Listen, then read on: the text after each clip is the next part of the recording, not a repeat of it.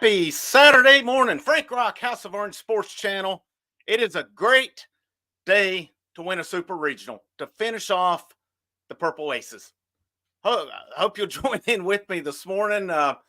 Figured I'd test this thing out a little bit here, see what we can kind of do here with a little bit of tailgating this morning, a little pregame. Grab you a cup of coffee, grab you some breakfast. If you're already getting amped up and tailgating and partying, if you're going to have a day, this is the place to start that day at with it. House of Orange live pregame show. Let's get into this game today. I said I was going to talk a little, kind of recap a little bit of last night, kind of lead up into today. But, of course, before we get into that, make sure, as always, you hit that like button. Make sure, if you're on social media, if you got any friends that, might like Tennessee sports or anything, share this thing out for them. That's the biggest way to really kind of help this channel, help this thing, is just to share it out, get eyes on it. Had a lot of good positive feedback on here just all the time. Very appreciative of that. And, so far people seem to be liking the content, seem to be liking, the honest assessment of everything on here. Now it's a lot easier to do when your teams are doing good. Now, don't get me wrong on that. It makes life a whole lot easier than, some of these years where it's not been so good in other sports. It's definitely been easier with that. But, Tennessee yesterday takes care of business 11-6. And, I'll kind of put this at the end later on. It's really kind of one of those things too, where I thought the score was really worse than what it indicated. I really did. I thought that, I don't know. I mean, you look at it in that first inning, there was, the umpire was about ready to pull the plug on a strike, and then he changed his mind on it. You had, of course, you still have to make the pitch after that, but it does not change the fact of that was a pretty dang good pitch. And, he just did not pull the trigger on. Now, the problem was Stamos right after that. He grooved one. He grooved one. That's what gets him in trouble. It got him in trouble, gets Indiana. It got him in trouble last night as well with, I'm trying to mess my lighting here just a bit, but got him in trouble last night with Evansville. Gave up the double, and then he gave up the home run on it. And, Tony Vitello's got a quick trigger with him right now for sure. And I think you have to. And the good thing is, with 2 runs, that should not beat this team. And, sometimes you go against the ace, it seems like more. Tennessee made that guy live hard last night for Evansville. That was definitely their ace. Deverman was the name. And, they swung a good bat last night. I mean, one runner left on base, 7 strikeouts, which he's not a big strikeout guy, but still yet this team, as we know, is prone to the strikeout. But one runner left on base, I thought was really impressive yesterday. Really impressive outing. So 11-6, talk about that. I'm still trying to get stats brought up here to kind of recap it. But what stood out to me in this, I'll just go good to bad and ugly. The good, the great, 1 runner left on base. You just beat a guy who held East Carolina to 1 run over 8 innings a week ago. And is it a case where Evansville come in and intimidate? I doubt it. I mean, that East Carolina environment it's hard to beat it. Now, Lindsey Nelson's a different animal. I know some of you in here can tell me how it was yesterday that were there. I know at least I know PED's revenge was there yesterday. So you guys can kind of let me know how that environment was. I would imagine it was pretty rowdy yesterday. I saw Evansville fans were pretty rowdy too, but I think it was a quote from Wes Rucker. He said, "I've never seen another fan base drink more beer in the stadium than Evansville." Said they come there and have a good time and party. So, but I've seen comments different ways. I've seen some say that met some good Evansville fans, and I saw on social media some say that they were pretty rude. So it's like any fan base. You're probably, if you're Evansville, going to say the same thing. We met some good UT fans, and then there's some going to say they met some rude ones. It's like that anywhere. It just is. That's sports for you. or whatever. Let's see who all we got here. We got old PED's revenge. Great day to win a ball game, Rock. You got that right. You got that right. I'm fully intending on when I come back on here around 2:30 to 3 o'clock. We're talking about who we're playing in the regional. That's what I'm, and that's no disrespect to Evansville. It's not. I know they're a heck of a team, and it's like Tony Vitello said earlier in the week. You don't get to this point by not being a good team. You just don't. They come through a tough regional. I mean, with East Carolina, even though they did not play Wake Forest, they beat East Carolina 2 out of 3 times on their home field. They beat VCU, who beat Wake Forest. So, I mean, it's a veteran team. It's a coach that's been around, 16 years in the program. I don't think they're going to be scared. They won't come out scared today, but you're throwing a pitcher with a 5.84 ERA. That's not a recipe for success against a team like Tennessee. And you think about it yesterday, really 4 guys carried that lineup. Moore, Burke, Amick, and Inslee. The rest of your lineup really did not do much yesterday. They did not do much on it. So, the good for sure. 1 left on base, 11 runs. Pitching, Aaron Combs, Iceman Aaron Combs, come in a tough situation and put the fire out. He did have the 1 walk, but then 3 strikeouts. That's big in that situation. Obviously he was in a situation, if he gave up a grand slam, it's 11-10, but then your tying run comes to the plate. He prevented that, which I thought was pretty big, just how he come in and put that out. I thought A.J. Causey was really good, 8 strikeouts. All his runs he gave up were unearned, and I saw somebody touch upon that. I'll get to that comment in a minute. The base running. How many times on here have I asked, what are we doing on the bases? Not yesterday. Hunter Inslee, man. I thought it was the right call. Dean Curley hits the shallow fly ball to center field, and I was saying, I'm like, you got to test it. The Evansville guy put that throw on the money. It was much better than I thought it would be.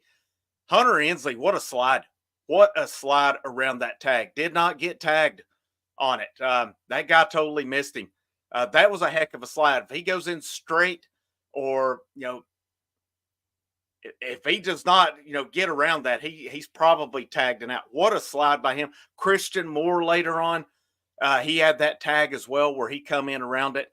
And I've thought before, with this team over the last few years, there's slides numerous times. I'll be like, what are we doing here? But great job yesterday. Great job with that. I am curious to see if they try to steal a little bit. I know I'd seen last weekend said East Carolina was not a team that steals a lot of bases, yet they went like 9 for 9 against them last week. So do they come up and do that? I feel like this one is starting to become a trend, and I like it. I love it. Cal Stark, man.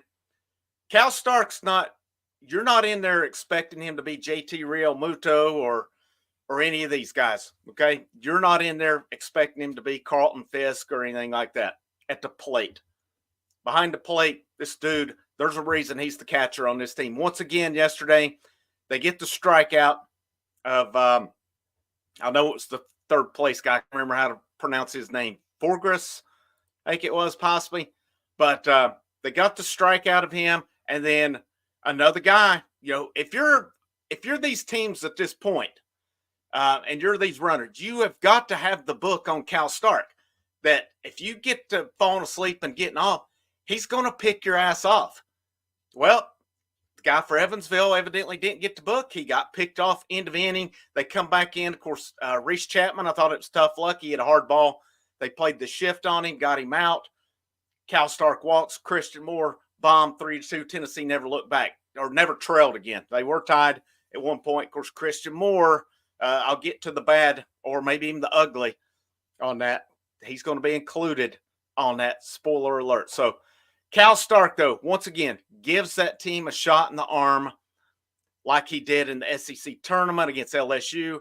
What a weapon. What a weapon he is back there at catcher. I would put him, as far as an actual catcher, I'm not including hitting, best catcher in college baseball. And that's why I think he will get his shot in the majors. Catchers are not always expected to come in and be offensive juggernauts. All right? You come in and can call a game. You can catch a game. You can manage a game. you'll have a place somewhere, at least in the minors. We'll see, where he goes from there. But I mean, I look at like Chadwick Trump that the Braves always call up for a Sunday catcher. So guy can't hit a lick, but he can catch. I mean, that's it is what it is. So, it's a thing. I feel like Cal Stark will get his chance because of his catching ability. And who knows? Who knows? That bat it has improved this year from last year. Okay. Who knows if he gets in the minors or something, it may continue to progress. Maybe it doesn't. Maybe he is what he is at the plate. And but in the plate, the guy's as good as it gets in college baseball. I would put him, as far as an actual catcher, up against anybody in baseball, and that's no disrespect to others. That's how good he is behind the plate in so many aspects of the game. So I'm trying to think, am I forgetting anything else on the good? D1 baseball is about to get on my nerves here. Oh, never mind. It keeps popping the same thing up. Here, I was trying to pull up the stats here to look back at it. Again,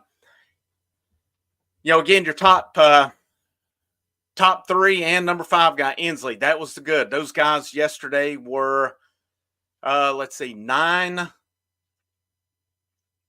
for 15. That's winning baseball there, guys. 1 left on base. That was Kavaris Tears. Everybody else took care of business. 7 strikeouts on the day. I think for this team, you take it and run with it. Runs scored, that top, those same guys I mentioned accounted for 9 of the 11 runs scored, and they accounted for 9 of the runs batted in. Dean Curley had a run batted in, and then there was another one somewhere that was not counted. Somebody did not get an RBI on it. But, I know last week in the regional, some people asked, should we be worried about the top? I think it's just going to be those times where the top may bail out the bottom, and then you had it like last week where the bottom bailed out the top some as well. That's what you want out of this team, where it's not just all on one guy. And, the good as well, I've been adamant, and I've said it all year, all you guys that have been with me, I was adamant. There was a point I wanted Billy Amick lead off early, but then I kind of switched. I looked at the two, and I went Christian Moore. But there's a reason for that, man.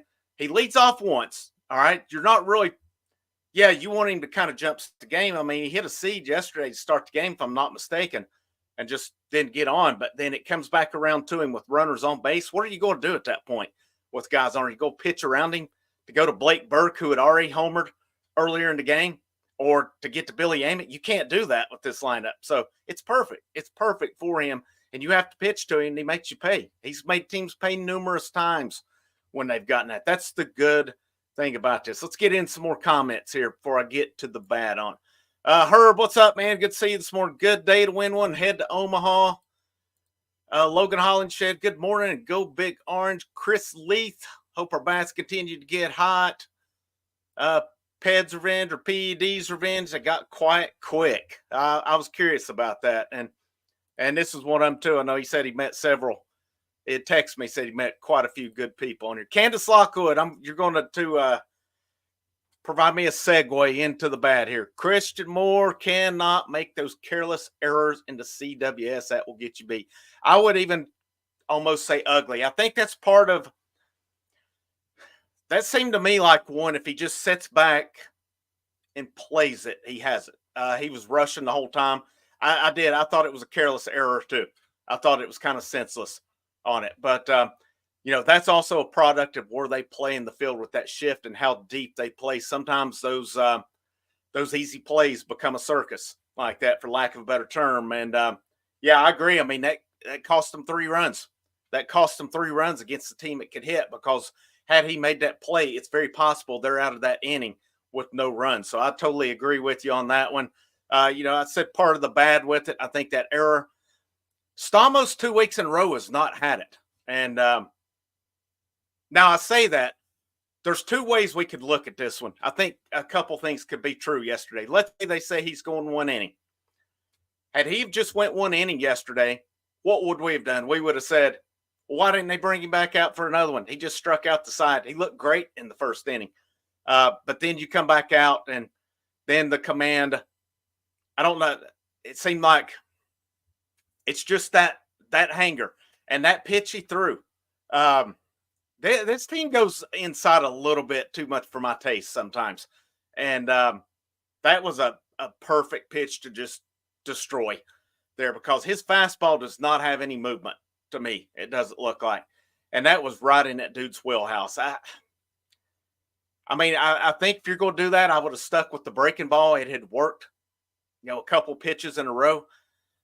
Or either I go outside, low and outside with it. I mean, if you get beat on that pitch, whatever. But that kind of, what would you say? Maybe a little bit below the letters inside. That's a meatball.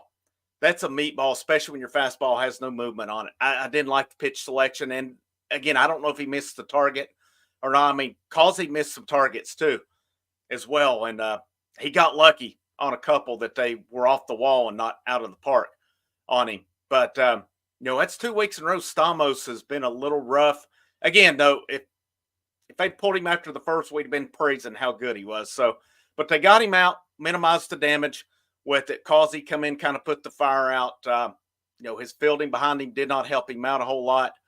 And again, the umpire on the Stamos one, I mean, he turned and cocked his arm ready to call it, and then he didn't. I don't know what made him change his mind, but that looked like a strike to me. It looked like a pretty good pitch, and especially when you compare some of the ones later on.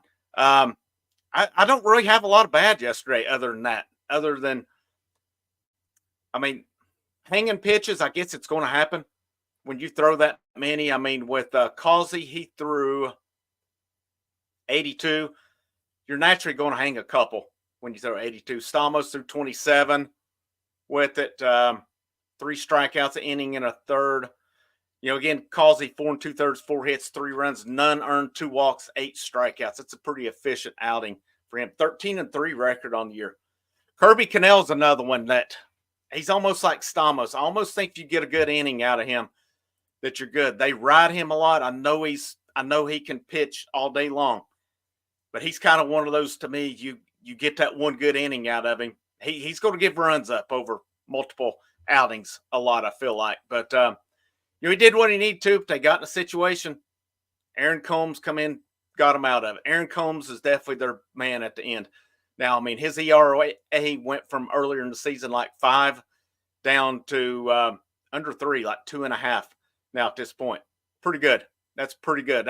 He's been pitching some excellent baseball, and he should be good to go today as well. He only threw like 20 pitches yesterday, so he'll be good to go. Cannell threw 34. I wonder if they wouldn't go Banky possibly over Cannell today, but I mean, Cannell could have thrown 140 yesterday, and he'd been good today. That dude's just got a motor going. I mean, he'll probably go up this morning, serve a couple beers and hot dogs, then come down to warm up and go chase some foul balls, and probably stop and shake hands and kiss some babies and do it all along the way. Dude's definitely a VFL for sure. That's probably where I go with my bad and ugly on it. The error that can happen, not in that sequence. I mean, sometimes I don't know. Scoring is odd. Sometimes it's like if it's 110 off the bat and a guy doesn't field it, they give a hit. I mean, you still got to field it if it's right at you. That play, it has to be made. It really has to be made on that one. But one left on base, that's excellent. That is very efficient baseball. That's winning baseball right there. And it's evidence in the scoring. And I guess a good as well that I did not include is Evansville's best 2 pitchers, Deverman and Harris. I mean, they put 11 runs on those 2 guys, and only one of Deverman's runs was unearned. Other than that, I mean, they put 7 earned runs on him, and then Shane Harris is their main guy of the pen. 2 1/3, they put 3 runs on him. You're not going to – I mean, Harris threw 44. I don't know if you'll see him again today. I like Tennessee's chances to run Evansville out of the building today. Now, what kind of games Drew Beam going to have? We'll discuss it here in a little bit. So there's kind of my good, the bad, and the ugly I've got on today. I don't have much on the ugly and the bad, really. That's pretty good. Let's get in some more comments. What's up, Greg German? Good morning, Frank. Let's have a day. Absolutely. Larry Mayberry. Hope to see Beam pitch lights out and have a big day. I think for Beam today is I'd like to see him get 6 or 7. Turn it over, let Is it Snead? Is it Combs? Is it Banky? Give him a lead, let him work, and then let that bullpen finish it. That'd be big today. Only one, yeah, I would totally agree. That error was really about the only negative I had. Can happen in Omaha, and I think there's a pretty good chance you're gonna get our old buddy Link Jarrett in Florida State if we finish it. I know I'm putting the cart before the horse. This team's got to finish it here in just a few minutes. Like I said, it's nothing against Evansville. They're great. They're a heck of a team. You don't get to this point by accident. Tennessee's better team. It's in Lindsey Nelson. You QB1 going today. That's what you want. It's set up perfectly today for Tennessee to end this thing and move on to Omaha next week. But yeah, that error, I just can't see that happen. Yep. The Mike Piazzas, the Pudges. Yeah, absolutely. Your catchers that hit, they are rare. A lot of your catchers throughout, they're in for their glove. Devin Arnold, what's up, man? Went to my first base. Oh, he went to Knoxville yesterday too. Cool. Took a high school baseball player, goes to my church, huge Georgia fan. Dreamed of playing baseball. Maybe we'll change. Maybe you can change him over, Devin. So, long story short, he said he could see himself playing for the Vols. Loved the atmosphere, how the crowd got into the game. Said it's the best game. Cool, very cool. Himothy, what's up, man? Go Vols. Let's see. He's never been to, and he loved how nice the campus was. Said if he gets an offer, they would be in his top 3. Keep the environment going, get the dub. All right. Yes, some more good comments on here. Top 5 showed out. I love how deep our lineup is and how the top picks up the slack. Yeah, absolutely. Absolutely.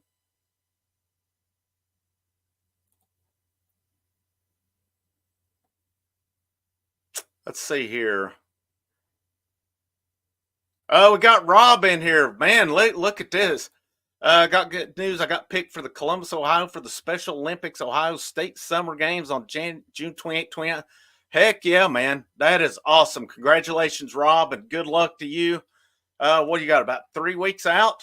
So that is awesome, man. Congratulations. We'll all be pulling for you here, and definitely keep us updated as well on these live shows and stuff, how you're doing. Thank you for sharing, and that is so cool to see. Bionic Clay, what's up, man? Good morning, Vol family. Frank, let's grab this dub and head to Peyton's favorite place, Omaha. Absolutely. Let's see, Greg, a little bit of Portal. I'll get to that in a minute. That's a good segue here for me. It's before we get up into the game. So we talked good, bad, and ugly. Let's talk Portal visitors. That's a good segue for it right there. So Tennessee was scheduled to host 4 visitors this weekend, and I need to pull something back up on this here real quick. The one I'll put the comment up here in just a moment. So here's what I had the video. The guy from Miami, his name like slips my mind. I know it's a 3-letter last name. It's Blake Cyr. I think it is CYR. Let me see if I can go find it here. I'm sure some of you guys can already get me on here.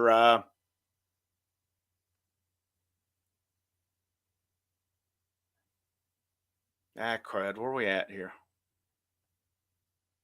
I can absolutely not find it. Okay, let me go to something else here. So here's one of Gavin Keelan, infielder from Louisville.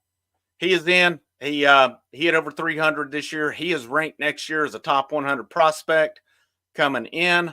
I'm pretty sure it's Blake Cyr, CYR, if I'm not mistaken. That he's in town, played at Miami, did not have as good of a season this past season, but his freshman year, he was a freshman All-American, hit 17 home runs.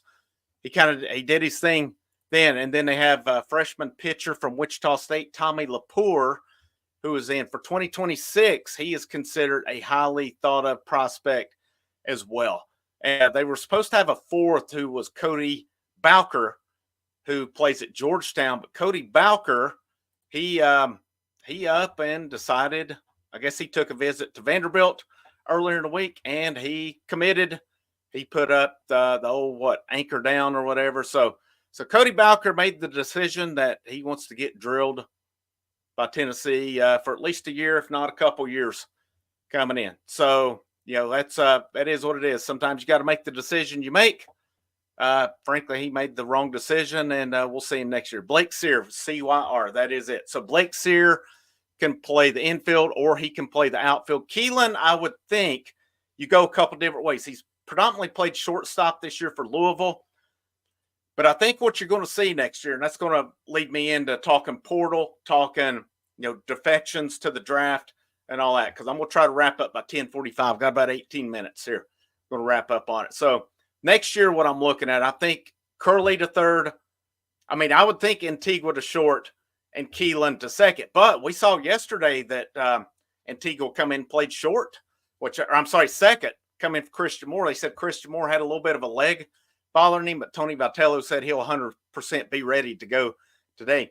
So if they get Keelan, I think anytime with portal visitors, especially this weekend when you got guys in for this super, I think they're on commitment watch, and I'll keep you updated on that. Just like basketball, I'm going to be the portal king for basketball and baseball, and hopefully next year with football. I wasn't so much this year with it as actually I hadn't started my channel when portal season was hot and heavy, but that'll be one thing we'll ace on. Here's the portal game, finding as much info as possible. But Lady Vols too is pretty on it. But I think you'll see at least a commitment coming out of the weekend, if not more. It'd be nice to see three. It looks like all three guys could be big helps. All three of them depend on their class. Sear and Keelan are both top 100 prospects for the draft next year.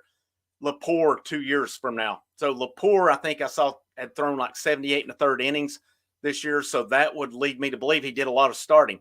And considering you're going to lose Beam to the draft, you're going to lose Sechrist he's out of eligibility. Stamos out of eligibility. And I really think Causey's will be drafted probably, I would say somewhere in that 10th to 20th round, possibly higher.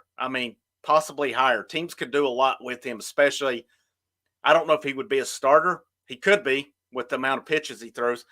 He could be a long reliever too. I think all of your starters are gone as far as pitching goes. So, who steps into that? Is it Dylan Loy? Is it Matthew Dallas? Could Nate Snead possibly move up to that? Or is Nate Snead kind of stay where he's at doing now? I could see it either way. I like Snead where he's at now.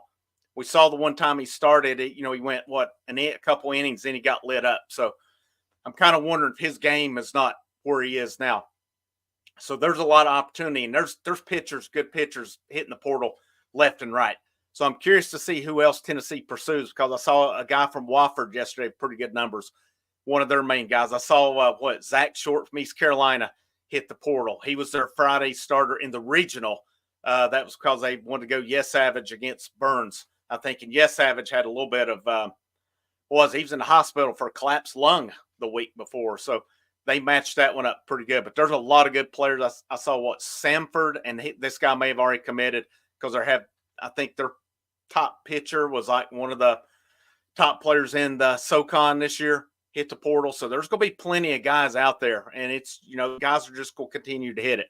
But I think Lepore, all three of these guys would be nice additions. They're all elite prospects, and that would go a long way with it. So, I'm sure we'll hear, of course, we won't have any visitors. If Tennessee does what they should and advances to Omaha, they're not going to have any visitors while they're in Omaha, but once they get back, I think they'll be back on it. And, there's a lot of opportunity on this team with it. I'm still saying I'm going to stick with it. 7 out of 8 fielders are going to have to be replaced, at least 6. I'm on the way. I think Hunter Inslee has played himself into getting drafted. I think he'll be a draft pick. And here's the thing, people. I had somebody trying to argue with me last week on the comments saying, well, he can come back and improve his stock. I kind of think he is what he is at this point. Here's the thing with him. Does he improve his stock enough to go up to be a top couple round pick? That's the thing with it. With this major league draft is these teams have pools. They can't just throw out whatever money they do. Or if they do, they get pretty big sanctions on it.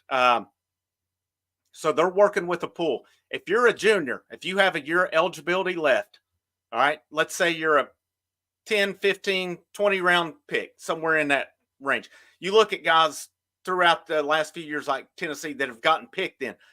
They've been able to leverage their bonus higher. here's the thing.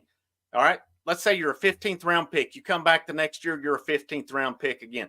You may say, well, what's the difference? Well, the difference is this year, if you have a year eligibility left, you're going to be able to get a higher signing bonus because you can leverage your way. Well, I can take her, I can go back to college. Next year, though, you come back out, you're a 15th round pick, you're going to get what they offer you on it. We've seen it numerous times. And some of these guys' bonuses are like just a few $1,000 when they're drafted late. They have no eligibility left. And it's one of those two things. You can either sign or go to the house. And you hope to work your way up later on with it. If Inslee's drafted, and I really feel he will, same with A.J. Causey, I can't see him coming back. None of the guys drafted the last few years from Tennessee's team has come back. Again, you look at Jared Dickey last year, people, there's a lot to them. It's not just like NBA or NFL. You go, and if you don't get picked, you come back and you improve. Well, it's a whole different animal here with the bonuses, with the slot picks, stuff like that. Kid I coached a few years ago, and when I say I had little or nothing to do with, he was committed to Duke. He was drafted like second round by the Rangers. He got a nice signing bonus. He won a World Series last year with it as well. He said it was a no-brainer. Duke, pretty good program, great education, very smart young man who would have excelled at Duke, I have no doubt. But you get offered that kind of money, how can you pass it up? How can you? He made a smart decision, and it's worked out pretty well for him now as well. But you got to keep that in mind with it. Is just those like Jared Dickey. I go back to that last year. People were saying, well, why would he sign? Maui Ahuna, same thing. They got drafted a little bit later. I can't remember what round Ahuna was. I think he was before Dickey, but I think people were assuming Dickey might come back. Well, here's the problem. If Dickey had to come back this year and his stock didn't go up, say top 5 rounds or something, he wouldn't get the bonus that he got. He was able to leverage his way into a pretty good signing bonus last year, which worked out for him. So, that's where we're at with the portal. And I still feel that all your starting rotation's gone. I feel like Aaron Combs is going to get drafted and he'll be gone. 7 out of 8 fielders, because Stark, I'm pretty sure, is out of eligibility. I don't know if he has a COVID year left. That stuff's got to be ending here at some point. I know the Zane Denton thing, he had a red shirt this year. That's how he was able to transfer with it. Wyatt Evans, I guess at some point, he redshirted his sophomore year. So both of those guys could theoretically be drafted this year. I don't see it happening, though. Denton didn't get drafted last year, and from what I've read, he essentially quit on the team in the fall and decided he was upset he didn't get drafted and didn't want to play. To me, with Denton, it sounds to me like just a lot of bad decisions that he's made. He would have been, especially in that, whether he DH'd or third, whatever they did with that. Tennessee had to go out and get Billy Amick.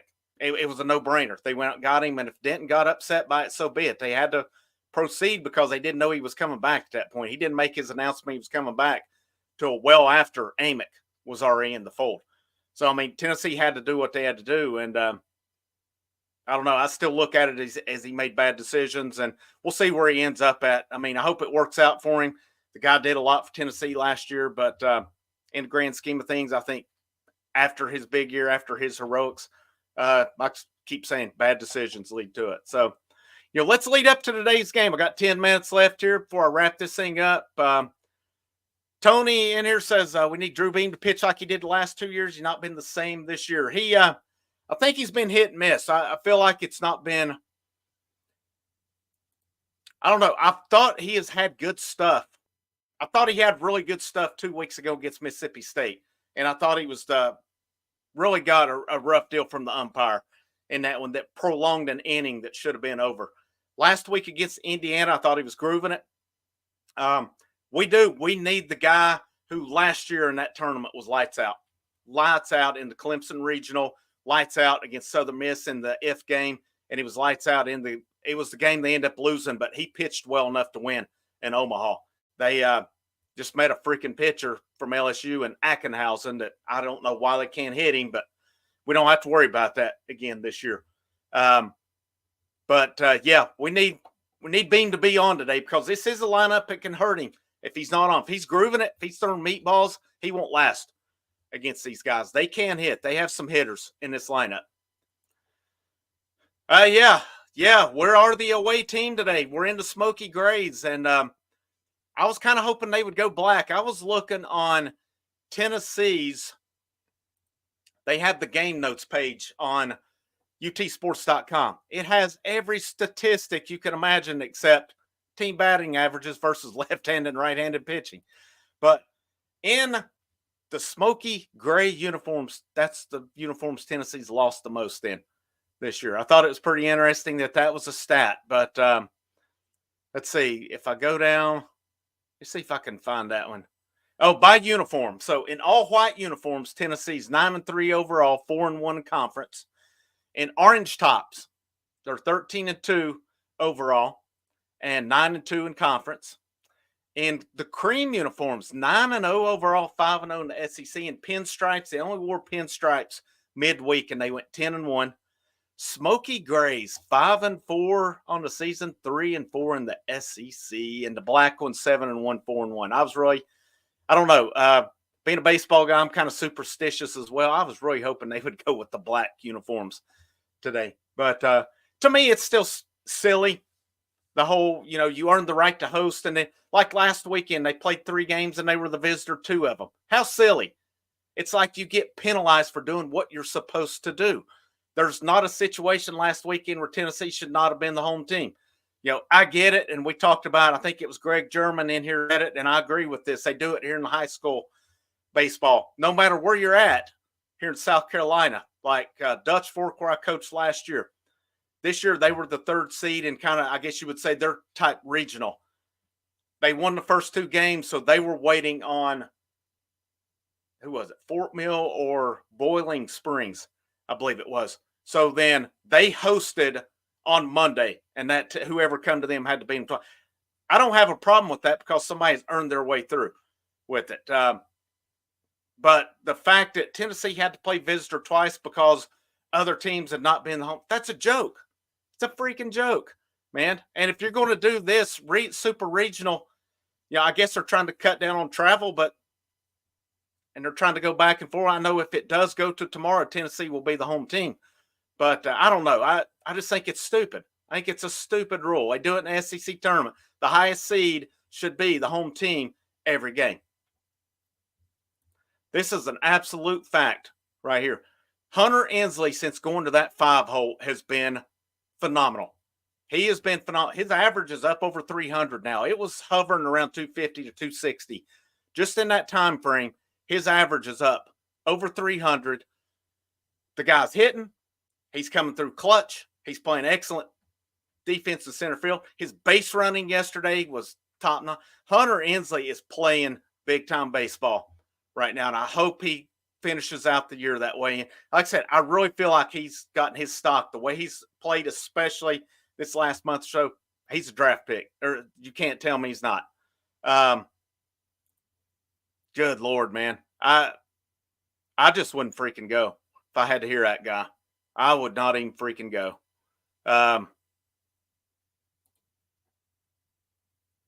don't know. I guess I do. I look at the stats on it there, bud. So it's you take care of business. It is what it is, but it's just an interesting stat. 4 losses in those versus 1 in black. So, take care of business, and it doesn't matter, I don't guess, right? So sorry to bring up a stat there, bud. But what I'm looking for today, Beam, I want to see at least 6 out of Beam. I'd like to see Beam get to into 6 today. If he does that, I think that sets up pretty well. That to me says he's either Tennessee's offense is rolling and he's keeping it manageable, or that he's just flat out on today. That's what it tells me. Your lineup, I mean, I don't know what you can consider, after yesterday, man. 1 left on base, that's going to be hard to repeat. I really think it will. I think that's going to be really hard to repeat for them. That's just one of those, that's almost unheard of to just have 1 left on base. That's a pretty good statistics there. If I'm not mistaken, today we've got Beam against Donovan Schultz. Let me find that here just a minute. They just had, I'm pretty sure it's Schultz today for, yeah, it is Donovan Schultz. So 6-2, 5.84 ERA. So his stats on the year 5.84, 6-2, 89 in the third innings pitched, 72 strikeouts. He's not a strikeout guy, 32 walks. So he walks a bit more than Deverman did. 273 batting average against. He's given up 15 home runs on the year as well. I like Tennessee's chances to light this guy up today. Harris was their main reliever, 3.87. Well, he was 3.87 prior to yesterday. The rest of their bullpen, they're all right at 5 or above. I just don't think this bodes well for Evansville's pitching staff. Now, you sometimes get those staffs and those pitchers that come in and throw the games of their lives today, but I like Tennessee in this one. What do they have to do? Be patient. Be patient to the extent of, be aggressive, but be patient if that makes any sense. Depend on, see what kind of pitcher this guy is, because I don't know. I've not watched him pitch, and kind of adjust to him. If he grooves you a fastball, make him pay on it. Plays defense. They've been pretty solid for the most part on defense. The one error yesterday hurt them, led to 3 runs with it. But if you're Beam, you got to pitch smart. We've got to pitch smart and not groove it to these guys. Like I said, they work a little bit further inside to my liking than I like. I don't know. I just pitch smart. Pitch smart. Know who, if you're going to make a mistake, make it to the right guy. Don't make it to their top of the order. Or Cal McInnes, who had a heck of a game for him yesterday. There's guys in that lineup you don't want to mess with, especially if they get some runners on. There's guys you can probably get away with it with. Your 2-3 guy, your leadoff guy's pretty good. McInnes, that second baseman, pretty good. There's numerous guys you don't want to mess with. You got to come after them, don't get me wrong, but you don't want to groove them one either right down the middle or that inside pitch that's right above the belt. That's a meatball waiting to happen. Need Beam to do his thing. Offense, come out and do your thing. It doesn't have to be the top. It doesn't just have to be the bottom. It can be a combination of guys, but come out and do your thing. And then come out ready to go to Omaha. Come out ready to go to Omaha. Come fired up. You're batting first. Set the tone in this game.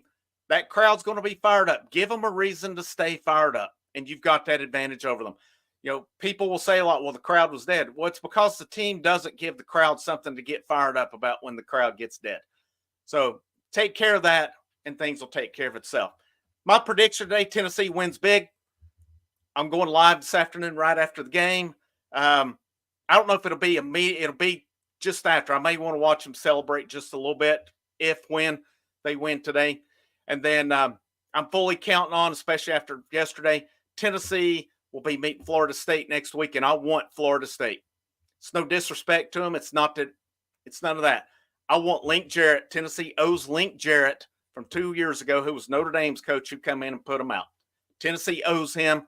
If you can't get fired up for that next week, you don't need to be in that uniform when they play. But I'm going to wrap up on that one, guys. I appreciate you being with me this morning. Let's go have a super Saturday. Let's come back here and hope we're celebrating going to Omaha for the 3rd time in 4 years. Make sure you like this thing, you share it. If you haven't already, you like the content, hit that subscribe button as well. My name's Frank Rock. I'll see you this afternoon. Last but most certainly not least, go Vols.